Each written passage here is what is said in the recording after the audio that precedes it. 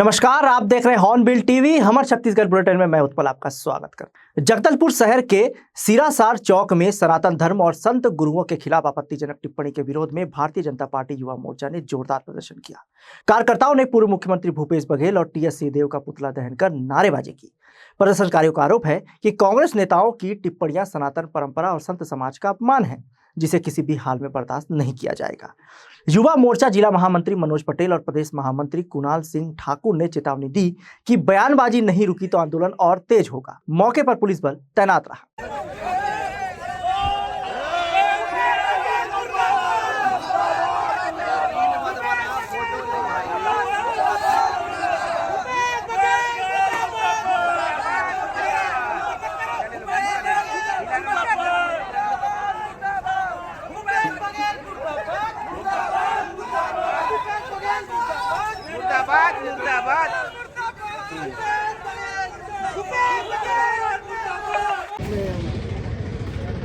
जैसा कि हिंदू विरोधी सनातन विरोधी कांग्रेस पार्टी और उसके नेता लगातार सनातन धर्म का हिंदुओं का अपमान करते आए हैं। कभी ये राम के अस्तित्व पर प्रश्न चिन्ह उठाते हैं तो कभी साधु संतों का अपमान करते हैं।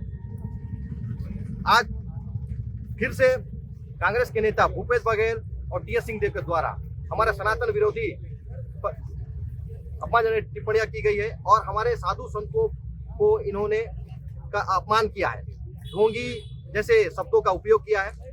सनातन धर्म और हिंदू समाज इनका पुरजोर विरोध करता है। भारतीय जनता पार्टी इनका पुरजोर विरोध करती है।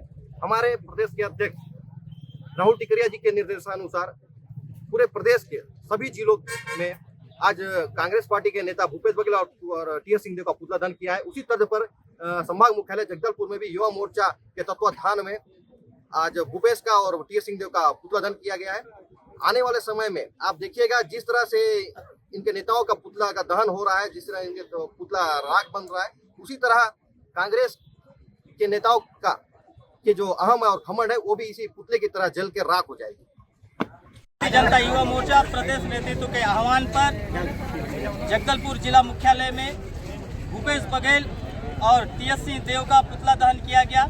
जिस प्रकार भूपेश बघेल ने साधु संतों का अपमान किया है और जो बागेश्वर धाम सरकार जिनके लाखों करोड़ों अनुयायी है उन पर जो टिप्पणी की है, जिसके कारण सिर्फ हमारे जो बागेश्वर धाम जी का अपमान नहीं हुआ, इसमें लाखों करोड़ों जो उनके जो आस्था से जुड़े हुए लोग जो उनके अनुयायी हैं उन सभी का अपमान है और हर एक हिंदू का अपमान है। और जो जिस प्रकार से बागेश्वर धाम सरकार को अनुयायी बीजेपी का एजेंट बता रहे हैं, मतलब जो हिंदुत्व के प्रति जो अलग जगाने वाले, जो धर्मांतरण को रोकने वाले और ऐसे जो हमारे अनुयायी हैं उनको ये बीजेपी का एजेंट बताते हैं। ऐसे ही जो टीएस सिंहदेव जी ने जो मुगलों को हिंदुओं का जो हितैषी बताया है, जब उनको नहीं पता, इतिहास अगर नहीं पढ़े हैं तो दोबारा फिर से वो एक बार एमए कर ले, क्योंकि जो मुगल शासक हैं हमारे मंदिरों को तोड़कर वहाँ मस्जिद बनाए हैं और उनके द्वारा जो हमारे हिंदू राजाओं का अपमान किया गया है, हिंदू राजाओं की हत्या की गई है, ये बच्चा बच्चा जानता है। तो मेरा कहना है कि जो और भूपेश बघेल जी कहते हैं कि मैं 40 वर्षों से हनुमान चालीसा का पाठ पढ़ रहा हूँ। अगर वो हनुमान चालीसा का पाठ अगर जानते तो कभी भी वो साधु संतों का अपमान नहीं करते। हम आज उनको विरोध स्वरूप जो है पुतला दहन किए हैं। इस प्रकार की अगर आगे और कोई टिप्पणी करते हैं हमारे साधु संतों के ऊपर, हमारे सनातन धर्मावलंबी के ऊपर, तो हम और भी उग्र आंदोलन करेंगे। तमनार में हुई घटना को लेकर जिला कांग्रेस कमेटी रायगढ़ द्वारा प्रेस वार्ता आयोजित की गई। कांग्रेस ने 27 दिसंबर को तमनार में हुए हिंसक घटनाक्रम को पुलिसिया अत्याचार करार देते हुए इसकी कड़ी निंदा की। कांग्रेस नेताओं ने कहा कि फर्जी जनसुनवाई के खिलाफ में 14 गांवों के ग्रामीण पिछले 15 दिनों से कड़कड़ाती ठंड में शांतिपूर्ण आंदोलन कर रहे थे, जिनमें महिलाएं, पुरुष, बच्चे और बुजुर्ग शामिल थे। बावजूद इसके जिंदल समूह के दबाव में प्रशासन ने बलपूर्वक आंदोलन हटाने का प्रयास किया। कांग्रेस का आरोप है कि कलेक्टर, एसपी और भाजपा का नेता उद्योगपतियों के एजेंट के रूप में काम कर रहे हैं और ग्रामीणों की सहमति के बिना कोल ब्लॉक के लिए जमीन छीनी जा रही है। कांग्रेस ने मुख्यमंत्री और पर्यावरण मंत्री ओपी चौधरी पर भी सवाल उठाए। प्रेस वार्ता में मांग की गई कि तमनार घटना की न्यायिक जांच हो, फर्जी जनसुनवाई निरस्त की जाए, घायल ग्रामीणों को 50 लाख रुपए मुआवजा व नौकरी दी जाए तथा कलेक्टर और एसपी को तत्काल बर्खास्त किया जाए। बताएंगे आज प्रेस वार्ता क्या मुद्दे पर क्या मांग की है? तमनार में जो फर्जी जन सुनवाई हुई है, जिसके विरोध में जिन आदिवासी भाइयों की 14 गांव के ग्रामवासियों की ज़मीन जा रही है, वो उस बात का विरोध कर रहे हैं कि ये फर्जी जन सुनवाई है। और जब जन सुनवाई का विरोध हो रहा था तो एक किनारे में ले जाकर क्यों जन सुनवाई की गई। और कल जब 14 दिन वो बैठे रहे तो पुलिस ने जिंदल का फैक्ट्री चलाने के लिए कोयला आपूर्ति को पूर्ण करने के लिए प्रशासनिक दादागिरी की गई है। ज़बरदस्ती टेलरों के माध्यम से कोयला आपूर्ति का प्रयास किया गया और जब ग्रामीणों ने इसका विरोध किया तो उन पर बर्बरतापूर्ण कार्रवाई कर लाठीचार्ज किया गया, मारपीट किया गया। पहले 35 लोगों को अरेस्ट किया गया। तो कुल मिलाकर जो निरीह आदिवासी बैठे हैं उनके ऊपर अत्याचार के विरोध में कांग्रेस ने इसमें पहले भी पूर्ण समर्थन दिया था।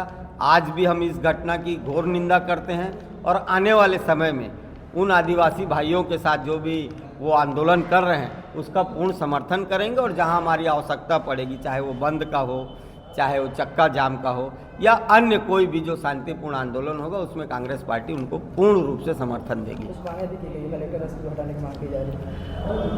निश्चित तौर पर ये एक प्रशासनिक फेल्योर है और कलेक्टर और एसपी पता नहीं किस गुमान में जिंदा है। और वो अगर ऊपर से दबाव में इस तरह की कार्रवाई कर रहे हैं, आम जनता की बात नहीं सुन रहे हैं, तो उनको इस्तीफा दे देना चाहिए। और इस घटना में यदि न्यायिक जांच होनी चाहिए और यदि कलेक्टर एसपी इतने संवेदनहीन हो गए हैं तो प्रशासन इसकी जांच करवा के इन दोनों को बर्खास्त कर देना चाहिए। रायगढ़ जिले के तमनार में जन सुनवाई को फर्जी बताकर 15 दिनों से धरने पर बैठे ग्रामीणों और पुलिस के बीच हिंसक झड़प हो गई। उग्र ग्रामीणों ने पथराव किया और एक पुलिसकर्मी के साथ मारपीट की। तमनार सीएचपी चौक पर प्रदर्शन कर रहे ग्रामीणों ने थाना प्रभारी कमला पूसाम को बंधक बनाकर उसकी पिटाई कर दी। वहीं डीएसपी अनिल विश्वकर्मा के सिर पे भी चोट आई है। ग्रामीणों ने कई वाहनों में आग लगा दी और तोड़फोड़ की। बताया जा रहा है कि पुलिस द्वारा ग्रामीणों को थाने में बैठाए जाने के बाद हालात बिगड़ गए। मौके पर कलेक्टर मयंक चतुर्वेदी और एसपी दिव्यांग पटेल ने पहुंचकर स्थिति को संभाला। पुलिस का सम्मान करा था ना, पुलिस के सम्मान करा था, पुलिस सुरक्षा बरे तुम्हारे साथ के लिए बैठे रहा। अगर जेल ले जाए पुलिस तो जेल जाए तैयार रहा, सब तैयार रहा, शांति बना रहा, जेल जाए तैयार रहा। पुलिस के सम्मान करेगा, आपन बैठे रहा, जेल जाए तैयार रहा। पुलिस अपन बल के दुरुपयोग करिए, तुम्हारे जेल जाए वहाँ बैठे रहो, कोई विरोध मत करो पुलिस के, निकलना है। चलिए चलिए चलिए चल चल चल ओमन झगड़ा करे चाहते हैं, झगड़ा नहीं करना है, महात्मा गांधी याद करो का। जहाँ पर पिछले 15 दिन से सभी ग्रामीण शांतिपूर्वक बैठे हुए थे और हम भी सारी आवश्यकताओं का ध्यान रख रहे थे उनका। आज तकरीबन 2:30 बजे के आसपास कुछ असामाजिक तत्वों के द्वारा उकसाए जाने पर वहाँ से पथराव शुरू हुआ और जहाँ पे जो हमारे कुछ सुरक्षा बल खड़े हुए थे, जो कि सभी धरना स्थलों पे होते हैं कुछ मिनिमम अमाउंट पे, उनके चोट आई क्योंकि और उनको कोई निर्देश नहीं था किसी भी तरह के रिटेलिएशन का, तो वो वहाँ से अपनी जान बचा के भागे। फिर उसके करीबन 2 घंटे बाद हमने यहाँ के जनप्रतिनिधियों के साथ पुलिस से एसपी साहब और जिला प्रशासन की तरफ से हम लोग फिर उनसे बात करने का प्रयास किया 2 बार। एक बार हम उनसे वहाँ तक मिलने भी गए, लेकिन फिर वहाँ पर भीड़ काफ़ी उग्र थी और उन्होंने फिर से पथराव और पीछा करना शुरू कर दिया। तो अभी की स्थिति ये है कि वहाँ हम अभी भी कुछ वहाँ के जो क्योंकि ये पूरा क्राउड जो है वो नेतृत्व विहीन लग रहा है, तो अभी हम प्रयास कर रहे हैं कि उनमें से कुछ लोग समझदार लोग आगे आके बात करें।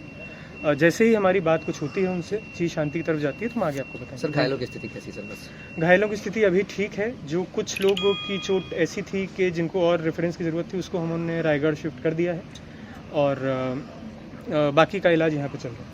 Thank you. महासमुंद जिले के बसना विकास खंड से एक दिल दहला देने वाली घटना सामने आई है, जहां कथित स्वास्थ्य विभाग की लापरवाही से 3 महीने की मासूम बच्ची की मौत हो गई।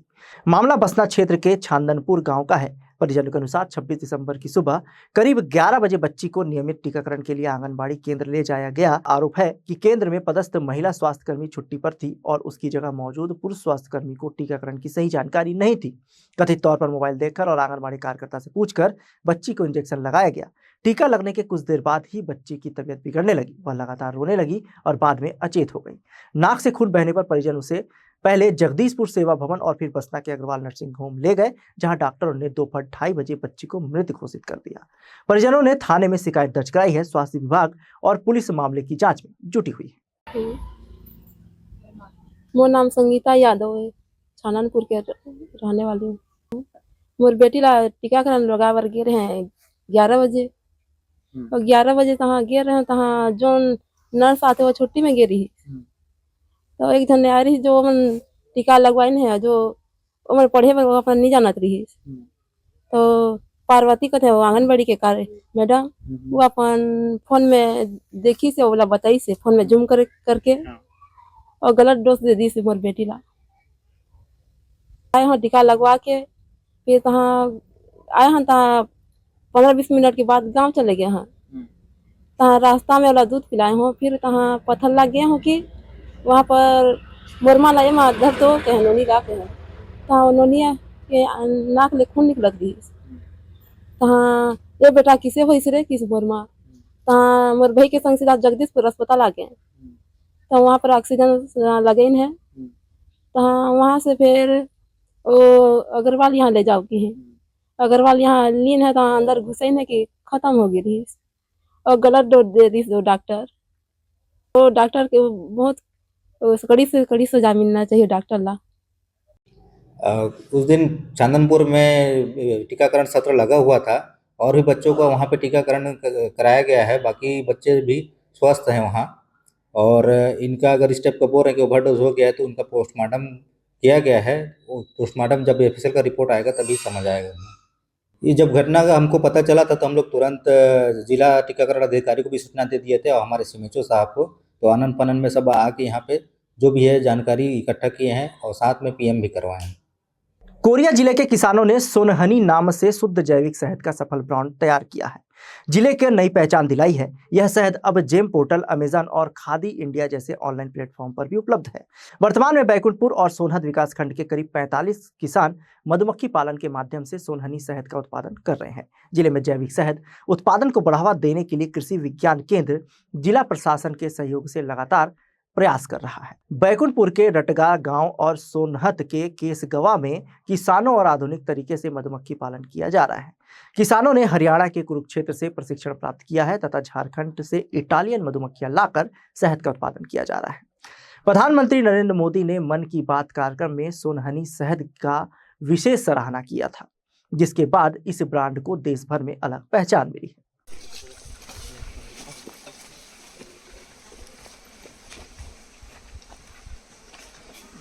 ले आओ, उसमें मुझको ले आओ।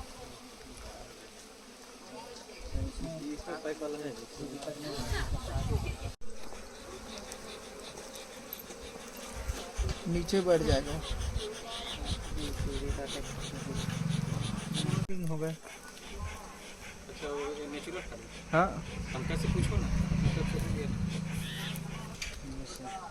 इसमें भी पूरा कौन जैसे बच्चे भी ज़्यादा हो गए हैं, जिसमें से रानियाँ निकलेंगी और जो बटन टाइप से निकले हैं ये ड्रोन सेल है, इसमें से ड्रोन निकलेंगे।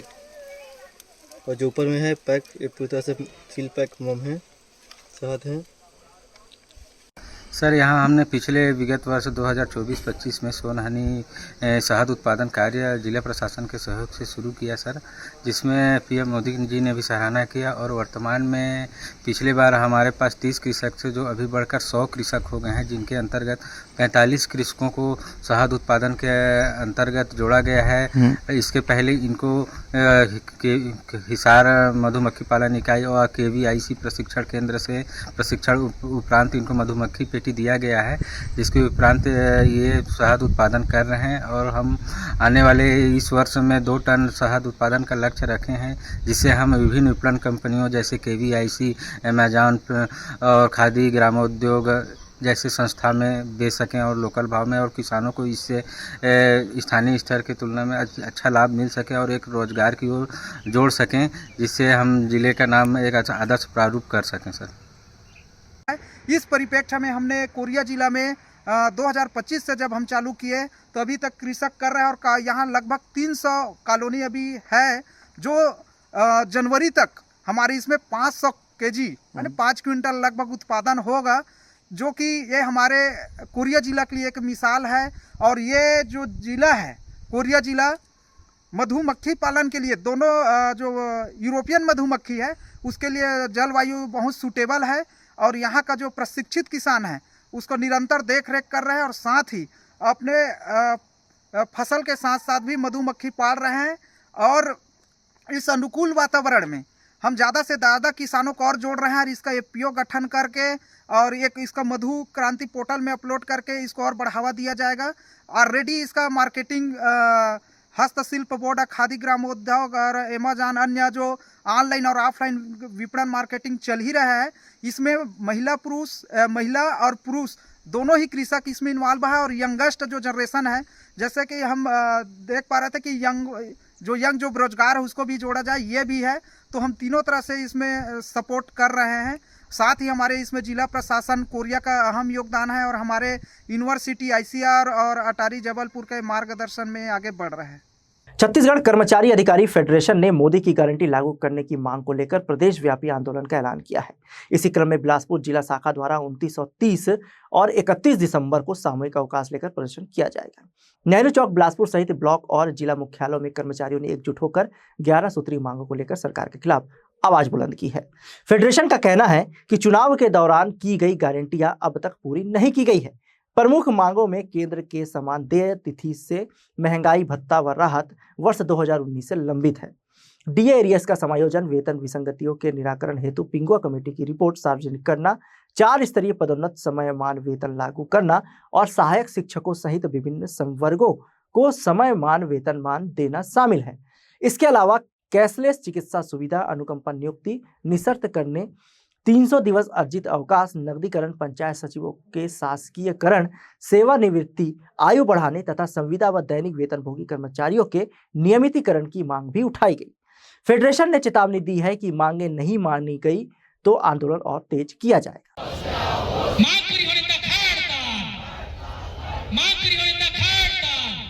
आप लोग हैं, क्या लगता है सरकारी मंशा नहीं है या फिर कैसे देखते हैं आप मांगे पूरी नहीं? विधानसभा चुनाव के पूर्व वर्तमान सत्तारूढ़ पार्टी के द्वारा हमारी अन्य तत्कालीन सरकार के तो विरोध में जब हम आंदोलन कर रहे थे तो उन्होंने हम आकर के मंचों पर अपना समर्थन दिया और उसे अपनी जन घोषणा पत्र में शामिल भी किया।